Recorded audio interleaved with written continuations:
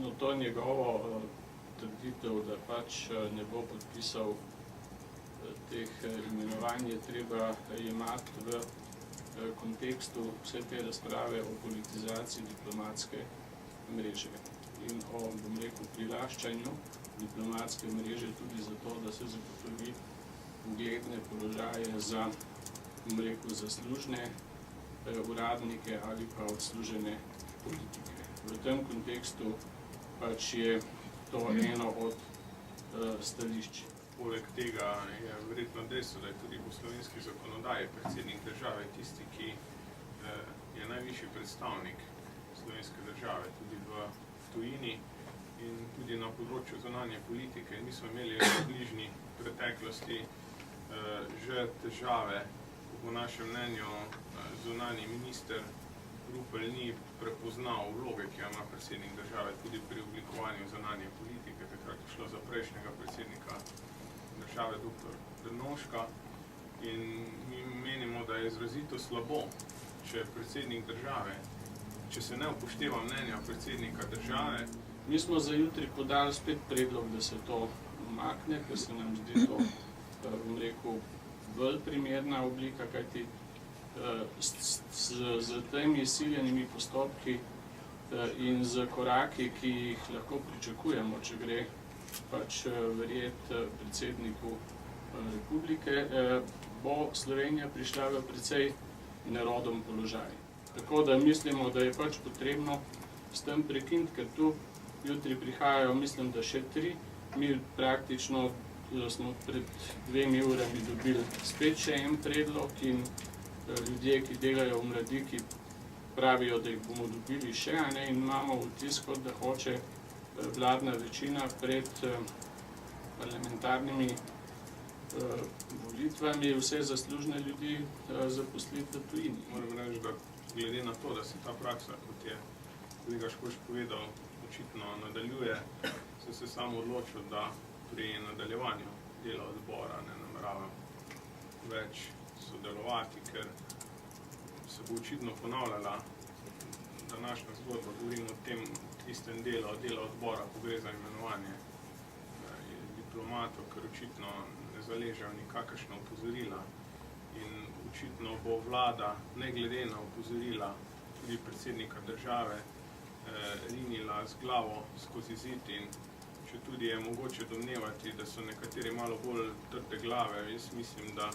kljub temu to ne bo minilo brez posledic na ugled in verodostojnost slovenske politike doma in v svetu.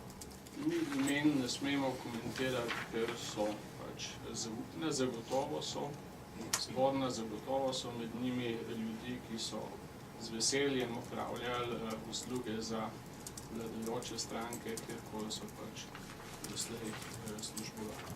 Seveda so tudi druge omejitve. Vi imate v veljavnem zakonu omejitev, da nekdo, ki opravlja službo v tujini, mora potem za določen čas službovati v tako imenovani notranji mreži.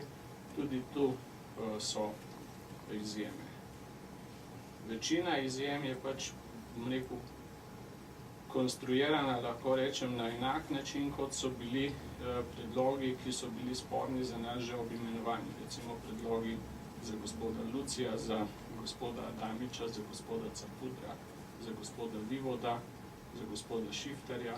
To so vse ljudje, ki so prikazali, bom rekel, nek življenjepis, neko pro forma poznavanje, zasedli pomembna mesta, ne poznamo jih pa bolj kot strankarske ljudi. Govorimo o imenih iz tega mandata in kritiki tega mandata. Če boste dobili koga odprej, seveda bo to samo še dodaten razlog, da se to ne dela naprej, ne pa razlog, da se s tem nadaljuje. Gospod Miroslav Luci je bil naš nekdanji kolega, član vodstva SDS in pač ni uspel priti v parlament. Gospod Milan Orožen Adamič je bil član vodstva SDS, je bil ravno tako kandidat na zadnjih volitvah in ni prišel v parlament. Gospod Andrej Capuder je sicer že bil veleposlanik, ampak kot pravijo njegovi kolegi v Novi Sloveniji oziroma v SKD-ju, so njega zmeraj poslali ven zato, da bi imeli mir doma pred njim. Gospod Drago Šiftar je bil ravno tako lokalni šef SDS v Pomurju, ni uspel priti v parlament in je šel v diplomatsko službo v Porabje. In tako naprej. Ta imena lahko komentiramo in to so imena iz tega mandata. Druga bomo komentirali z podobnimi opombami, takrat, ko jih bomo pač lahko. Jaz ne bi rad, da nas kdo, bom rekel, obdolži izdaje skrivnosti in glede na to, da kličejo policijo že v parlament, veste, da to ni več šala. Koliko veleposlaniških mest so imeli vaši člani oziroma simpatizeri vaših strank možnost pridobiti v prejšnjem mandatu in konkretno, koliko jih imate sedaj po svetu? To vam težko odgovorim.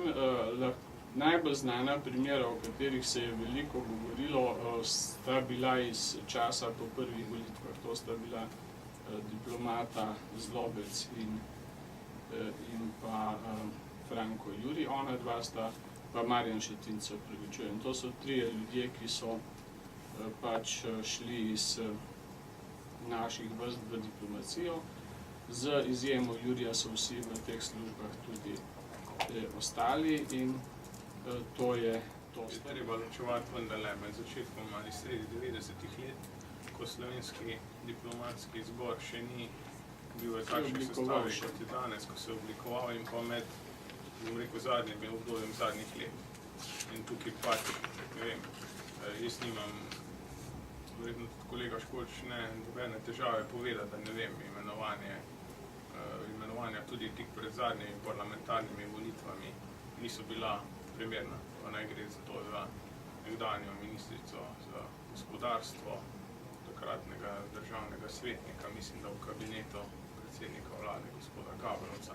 To pač bilo verjetno zelo vprašljivo, tudi donesek teh ljudi k oblikovanju zunanje politike, po moje lahko vprašljivo, enako kot sem bil tudi sam kritičen, ko se je to zgodilo v tem mandatu, pa je šlo za predstavnika največje opozicijske stranke, gospoda Soviča, ki je bil imenovan v Izrael.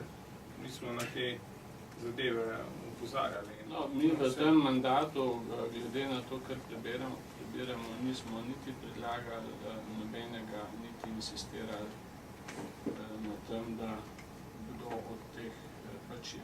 Tudi ta adaptacija tega dopolnila zares je narejena tako, da bo povzročala resne težave za angažma sposobnih ljudi, ki se lahko ukvarjajo z zunanjo politiko, pa niso v diplomatski mreži. In z tega vidika bo, bom rekel, kriterij trpežnosti, tudi en od tistih, ki bo pač pomagal ljudem pri prestopu v rang veleposlanika. Šele, ko bo nekdo 7 let služboval recimo večnemu ministru, bo lahko deležen njegove milosti.